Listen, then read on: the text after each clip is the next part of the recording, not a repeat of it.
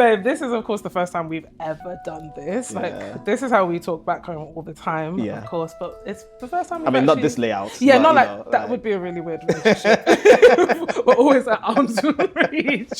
So my plan is to make you rich. Amen. So like I'm not too proud. Like if I have a rich wife, my life is easier. It's okay. Let me support her. Why do I feel like your true dream is to be a house husband while I'm just out on stages? Kind of. Yeah, I thought so.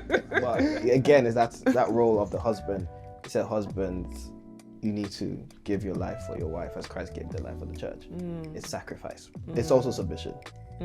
So like, don't get it twisted. Men are submitting too. Yeah. I think for me, trust in the process, whether I like it or not, is my life's mantra. And I say whether I like it or not because there's been so many seasons in my life where I don't want to have to trust the process. And it's like, does the process know that I'm trying to trust it? So I think I've gone through that process of accepting I'm not okay and doing the work to get to the other side. And that's why it feels like now I'm actually ready to do this. Can I go a bit deeper? Yeah, of course. Okay. You want me to cry?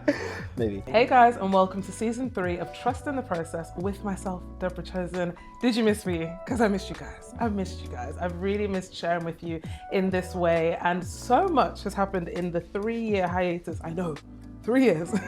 In the 3 years since we last spoke. And so I figured who best to bring onto the first episode of season 3? Who knows me better than my own husband? Oh yeah, if I forgot to mention, I got married. So lots has changed, lots of newness and lots of amazing things.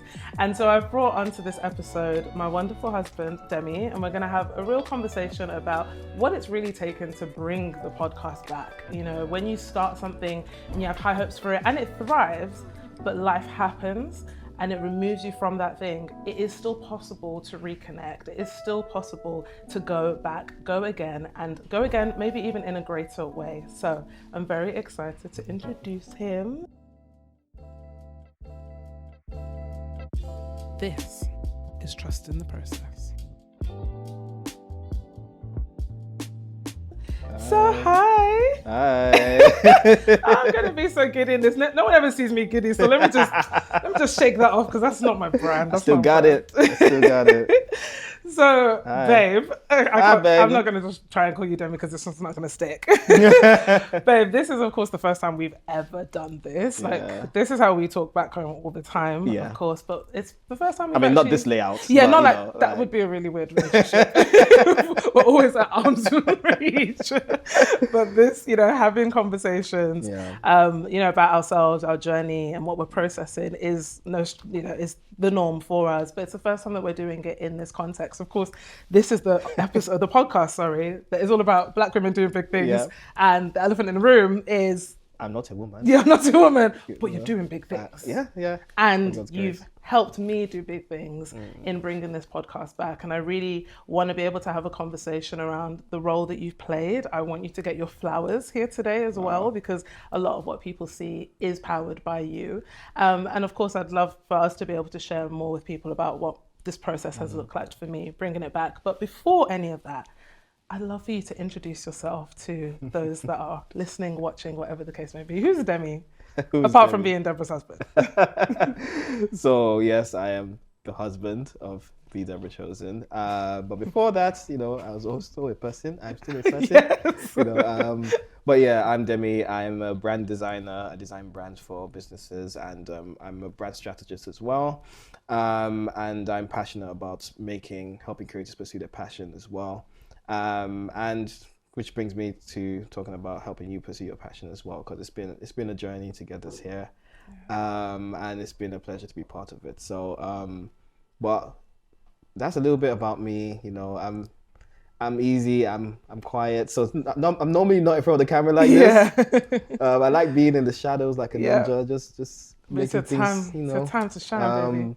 But yeah, that's a little bit about me. I run a business called Bravery Studio as well. It's a creative branding studio that focuses on brand strategy, brand identity, and brand voice. So, and it's been going for a while, and it's really fun. And there's plenty more, but I'll just leave it there for now.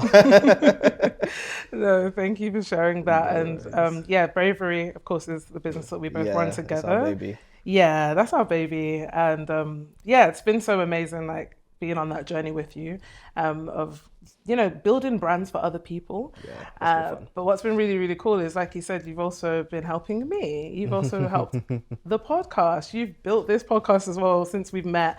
You've played such a pivotal role in, you know, everything from the branding, video editing, voice editing, mentee bees. You're there to hold me when I'm having a breakdown, which is probably every 5 working days. So it's you know, you played a really pivotal role. So yeah, I'll hand it back over to you to, you know, ask me anything that you may want to ask about this journey. Okay, so seeing as this is like there may be people returning, you know, where have you been?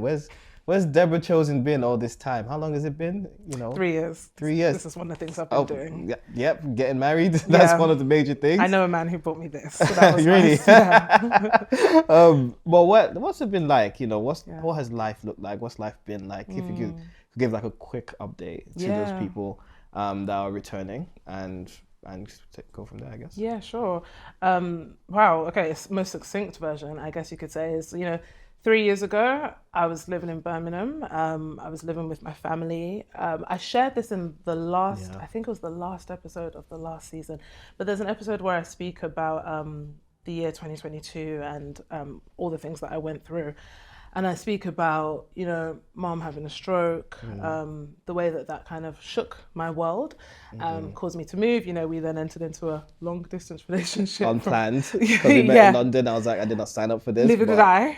I'm here to stay, so... Right, but we made it through that season, thank God. And then a pandemic hit. Yeah. So all the things happened. So yeah, that's one of the main things as well. Of course, we had the pandemic, you know, moving back home.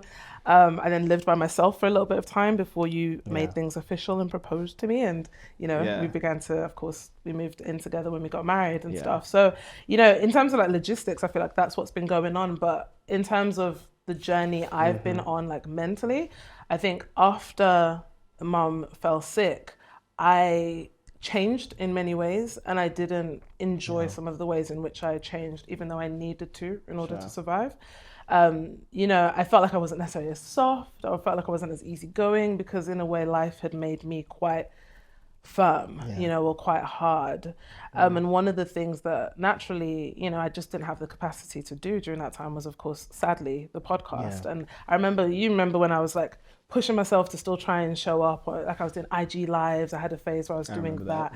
And like every year for like the last 3 years, I'll be saying to you, I'm going to bring it back. I'm going to bring it back type of thing. And it was a real wrestle. And I think I really beat myself up for that for quite some time, that I didn't have the capacity to show up in the way that I used to. And I kept on using language like should, like I should be able to do this. Like worse things have happened to others. Why can't I just kind of get my head back into the game? And so I think in the last year, what's been different is, first of all, I gave myself the room to grieve, to process what had happened. You know, whilst I'm so grateful that my mom is still here, in her becoming sick, there's still a loss that you have to grieve. It's a loss of who she was, you know, it's a loss of memories that I hoped that we would make in the future and things like that. So I think the last, you know, year specifically has looked like, making myself prioritize myself and recognize that I can't show up as best as I want to if I'm actually not okay. And so I think I've gone through that process of accepting I'm not okay.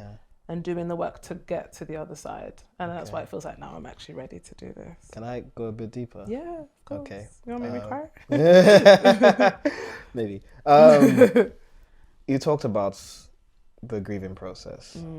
What was it like learning to trust God in allowing all that to happen and withholding, you know, your timing on relaunching the podcast and stuff like that?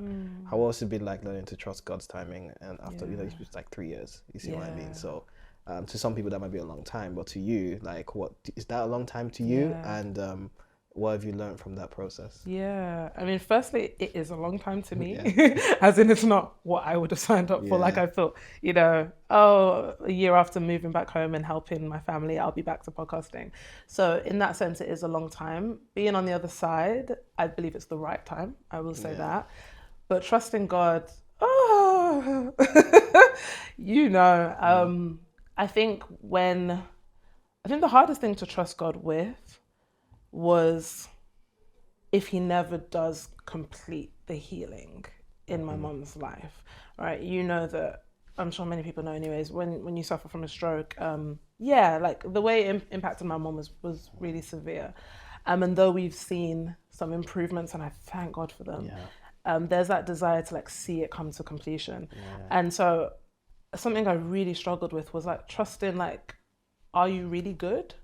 Are you really good? Because you say you're good, but when I look at that situation, specifically my mom, I'm not seeing your goodness there. Because if you're good, wouldn't you just complete the job? Wouldn't you just, make her whole again and able to show up in the way that she used to? And so I really was angry at God for a while, which sounds really wild to say right now, and I hope that he doesn't strike me down. It's human, right? Yeah. We're not all, we're human. We have emotions, and there's times that we're gonna wrestle with emotions like that, even if it's with God.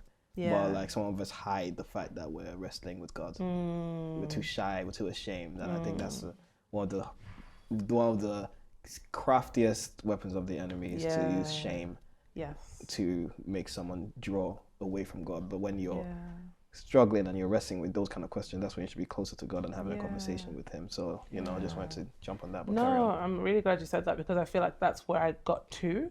First, I definitely, I guess, kind of put myself in the wilderness, and I really turned my back on God because I felt like he turned his back on me. And I was really struggling, I was really struggling to connect with him in that time. And when I say that time, it was probably a solid year.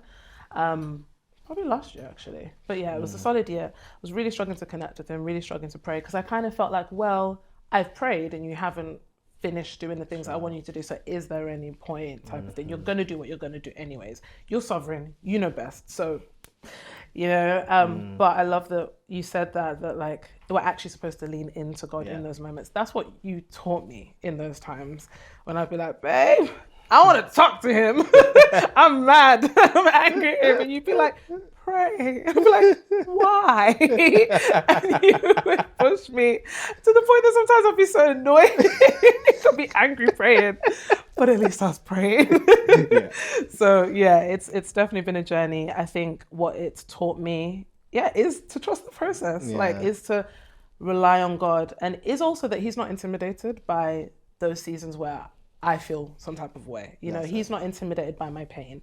He's not intimidated by my grief. Like, he can carry it, and he wants to. Like, he's not just able, he wants to help. He wants to be our strength. He doesn't want us to walk around carrying things that we weren't designed to carry. And I feel like I have that better understanding of God now.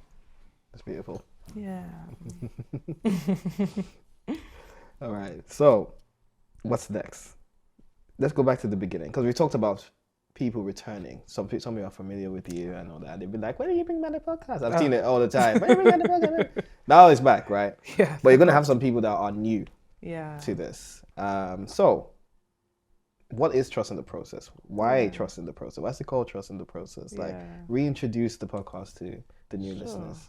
I think for me, trust in the process, whether I like it or not, is my life's mantra. And I say whether I like it or not because there's been so many seasons in my life where I don't want to have to trust the process. And it's like, does the process know that I'm trying to trust it? Does it know? Because it's not acting like it does. You better act right.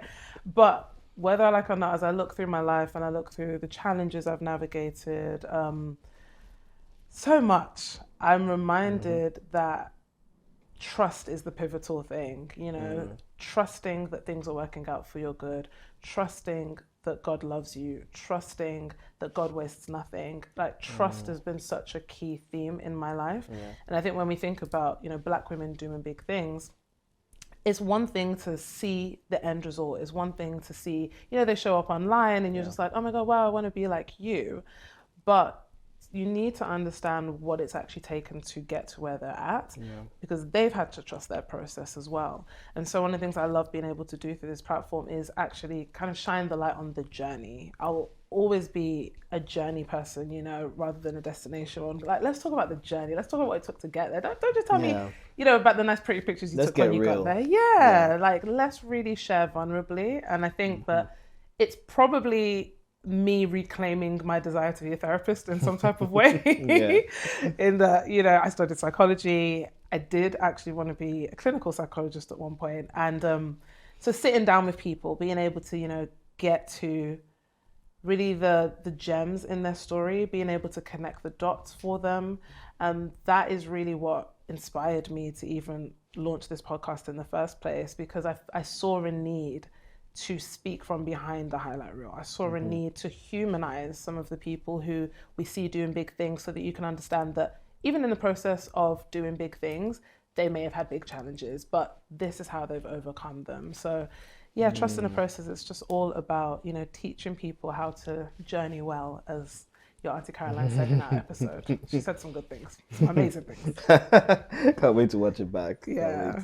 Well, going on from that, like, it's been 3 years. So what inspired you? Why now? Why bring the podcast back now after 3 years? You could have waited longer. You could have not done it. Like, let's be real, if I'd waited any longer, I would have given you a headache, crying and complaining about why am I not yet doing it? I feel like it was time.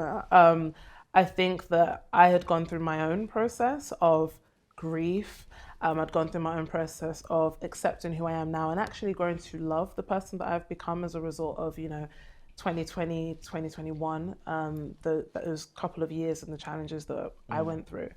And so I felt ready in that sense, but also I had made the decision that I'm going to show up as best as I can, that perfectionism is keeping me stuck. I think for so long, I was like, it needs to be like this and it needs to be like this, and I'm not coming back unless I can show up in this type of way. But I was challenged, and I have been the whole year, to work with what I have in my hand. As I keep saying to you, this year for me has been all about giving God something to work with. And so that for me is about, handing over something, being able to have evidence to say, hey, God, look at what I did with what you gave me. I did bring it back. I did bring people onto the podcast. I did transition into having video, because it's kind of odd to ask for more when you're not doing much with what God's already given you, and I think that's what I had to accept. By the grace of God, I feel like now it's the right time. It was the perfect time. That's it, and God's timing is God's timing. I think about David when he was anointed. They didn't just say, okay, this kid is the king now. He had to go through a process of looking after the sheep, killing the bear, killing the lion, killing Goliath, having Saul try and kill him, and then him being humble and not trying to kill the king. And when the king finally died, him not being prideful and actually mourning the king when everyone else was taking the mick out of him.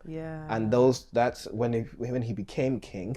He still wasn't perfect, but he had to go through all of that stuff to prepare him for his assignment. So I feel like that's what God has been doing with him. Definitely. And I love that you mentioned David, because one of my favorite things about his story is, is the idea that he was already killing the lion and the bear, in the backside of the desert, what looked like a waste of time, or maybe, not like a big deal. He wasn't on a big stage, but all of that was preparing him to kill Goliath.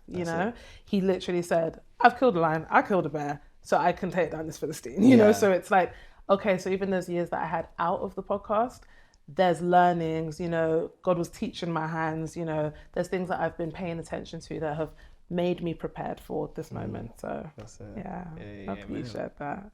But you know what, today is interesting because, as I said, this is the first time you and me have done this in this way, and it was intentional. It wasn't just because I think you're fine and I want to show people your face. It was also because I really do want people to understand the role that you have played in taking TTP to what it is today, and there's some amazing things that they're going to see from us. This is just the beginning. And so I'd love to know, because you're the closest to me than anyone else, right? You know Debra Chosen, but you also know Debra. Debra that's having a MenCB. If only they could see. Oh, if only they could see. But I thank God, because you're not going to out me on this podcast, because it's mine, okay?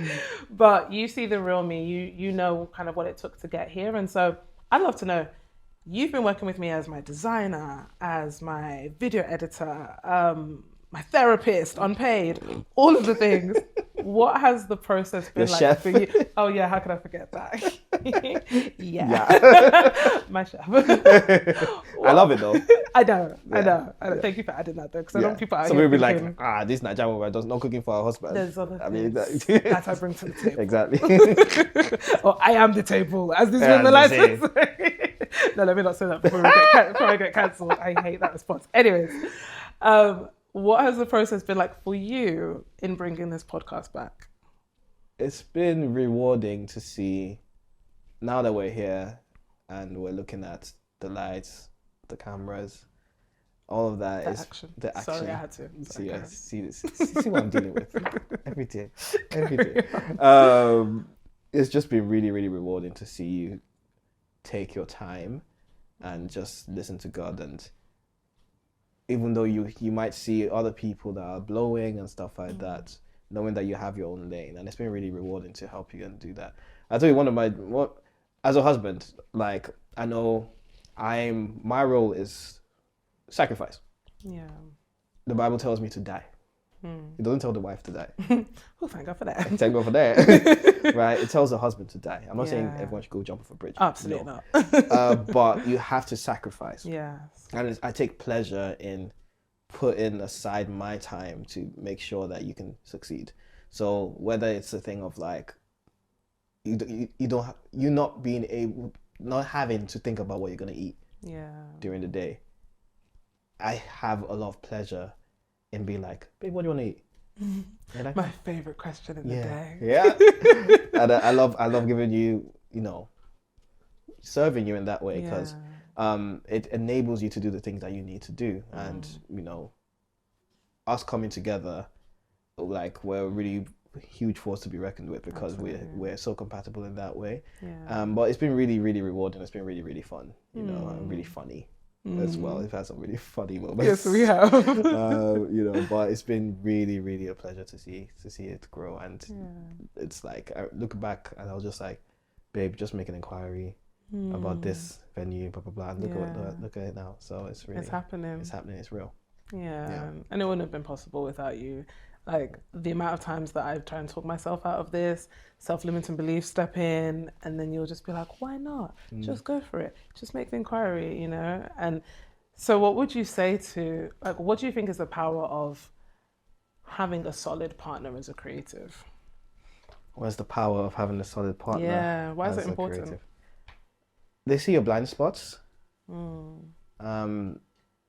There's things that I might look at and then you won't realize was a thing, how to do it. Something that I might take for granted, such as simple as how to print an A5. Like, I had no idea how to do this. Exactly. You see what I mean? Like, but that was a blind spot you had, and I was able to fill that up. And whenever I'm doing something, or I've done things in the past and stuff like that, and you've been my blind spot, and you've been like, actually, why don't you try this? Even if it's like, I might be designing something, and you're like, do this. And I'm like, oh, really? And I try it, and I'm like, oh, it works. Trying to take my job. But like, because we're both creative, we both see things that the other person might not see, and it comes together as one product.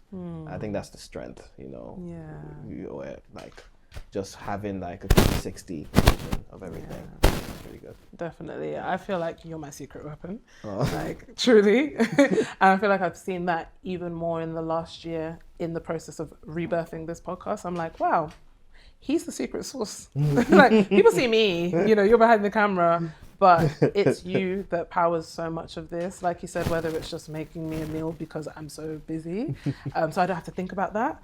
So I can think about being creative. So my plan is to make you rich. Amen. So like, I'm not too proud. Like, if I have a rich wife, and my life is easier, it's okay. Let me support her. Why do I feel like your true dream is to be a house husband while I'm just out on stages? Kind of. Yeah, I thought so. Kind of. Look. If you win, I win. Yeah. We both won. Like, if I win, you win. You win, I win. It's the same thing to me. So like, why wouldn't I support you in the best way I can? But I feel like that takes humility as a man. Do you know what I mean? It does. Because as an African man, that too. Let's even add that factor. As an African man, who's maybe brought up to believe, you should be the one that is, calling all the shots and whatever it may be. I feel like that takes really great humility, and also that proves to me that like you're a purpose partner, because you just want to get under like, what is the purpose? Like, what is the vision? Whether, I'm the face of it or not. So thank you for that. Honestly, thank you so much. I mean, today we're here. It's your birthday. Need I forget? I think that deserves a shout. That in itself is just evidence of your selflessness and your true heart for me, that you gave up your birthday to do this. That's my job to die. Amen. That's it.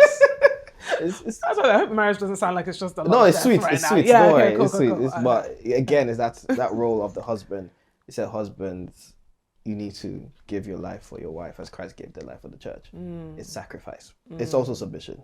Mm-hmm. So like, don't get it twisted. Men are submitting too. Yeah. We have to submit to Christ. Yeah. So like, when Christ tells me to go and die to myself, I have to die to myself every day. It's a commandment. Oh my God, am I that bad? It's not, no, you're not bad. She's awake. I gotta die again.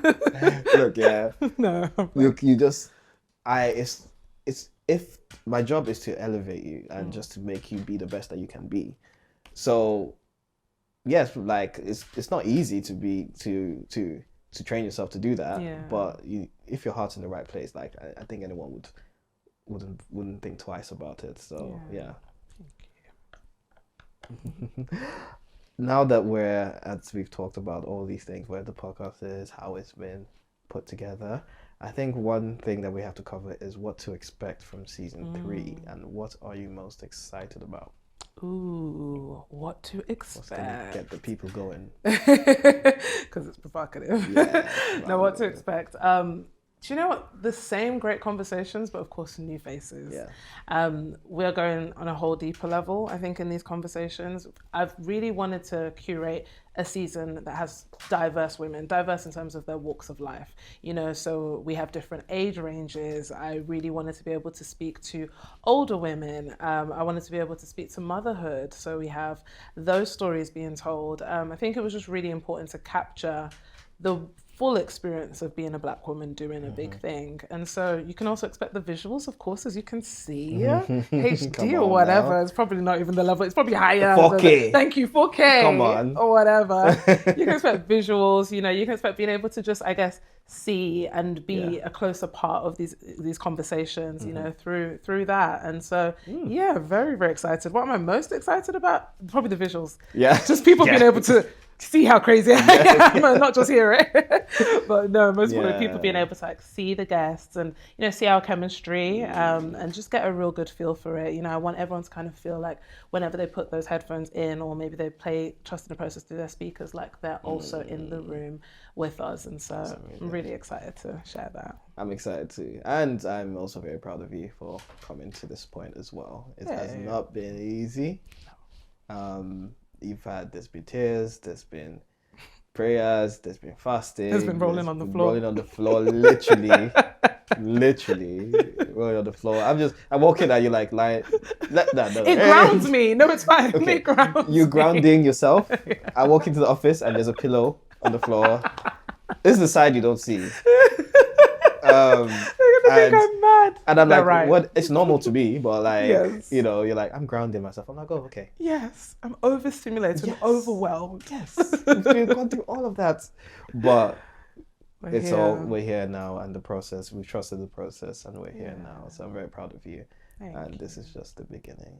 Thank you, babe. Thank you for joining me. We might make this a thing. I get used to it. Like, just maybe. Okay. All right. I'll try and convince you later. It's fine. Yeah. Maybe the next birthday. Yeah. No, this is not going to become a birthday thing.